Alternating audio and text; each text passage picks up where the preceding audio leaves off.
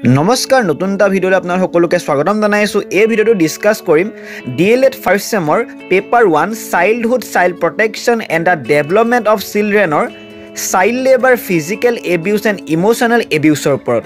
এই টপিকটো ডিছকাছ কৰা হ'ব শিশু শ্ৰমিক কি, ভাৰতত শিশু শ্ৰমিক বিৰোধী আইন, শিশু শ্ৰমিক সৃষ্টিৰ কাৰণসমূহ, শিশুসকলক শ্ৰমিক হিচাপে নিয়োজিত কৰাৰ কুপ্ৰভাৱ, শিশু শ্ৰমিক নিৰ্মূল কৰাৰ উপায়সমূহ, শিশু শ্ৰম বন্ধ কৰিবলৈ শিক্ষকৰ ভূমিকা, শিশুৰ শাৰীৰিক নিৰ্যাতন আৰু নিৰ্মূলকৰণৰ উপায়, শিশুৰ আৱেগিক নিৰ্যাতন আৰু নিৰ্মূলকৰণৰ উপায়, শিশুৰ শাৰীৰিক আৰু আৱেগিক নিৰ্যাতন নিৰ্মূলকৰণত শিক্ষকৰ ভূমিকা আৰু সামৰণি।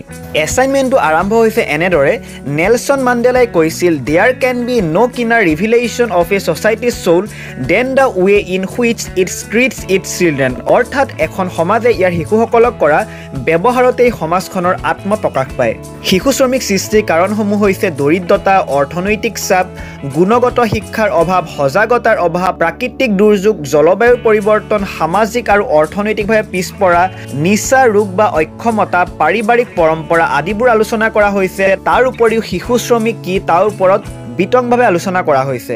ভাৰতৰ শিশু শ্ৰমিকৰ কাৰণসমূহ, ভাৰতৰ শিশু শ্ৰমিকৰ বিৰোধী আইনসমূহৰ বিষয়েও ইয়াত আলোচনা কৰা হৈছে। শিশু শ্ৰমিক নিৰ্মূলকৰণৰ উপায়সমূহ সুন্দৰকৈ ইয়াত আলোচনা কৰা হৈছে, যেনে শিক্ষাৰ প্ৰসাৰ কৰা, কৰ্মসংস্থাপনৰ সুবিধা সৃষ্টি কৰা, চিন্তাধাৰা সলনি কৰা, শিশু শ্ৰমিক থাকিলে তেনে দোকানৰ পৰা বস্তু ক্ৰয় নকৰে বুলি সকলোৱে সংকল্প ল'ব লাগিব, শিশু শ্ৰমিক বন্ধ কৰিবলৈ শিক্ষকৰ ভূমিকা কেনেদৰে হ'ব লাগে সেইসমূহো ইয়াত ডিছকাছ কৰা হৈছে, যেনে শ্ৰেণীকক্ষত নিৰাপদ পৰিৱেশৰ সৃষ্টি কৰা, মানসিক অৱস্থাৰ পৰিৱৰ্তন হোৱা শিশুক বিশেষ মনোযোগ দিয়া, এনেধৰণৰ। আৱেগিক নিৰ্যাতন কি, শিশুৰ আৱেগিক নিৰ্যাতনৰ প্ৰকাৰসমূহ ইয়াত আলোচনা কৰা হৈছে। যদি এই ভিডিঅ'টো চাই ভাল পালে তেনে চেনেলটো ছাবস্ক্ৰাইব কৰিব আগলৈ এনেকুৱা ধৰণৰ ভিডিঅ' পাই থাকিবৰ বাবে।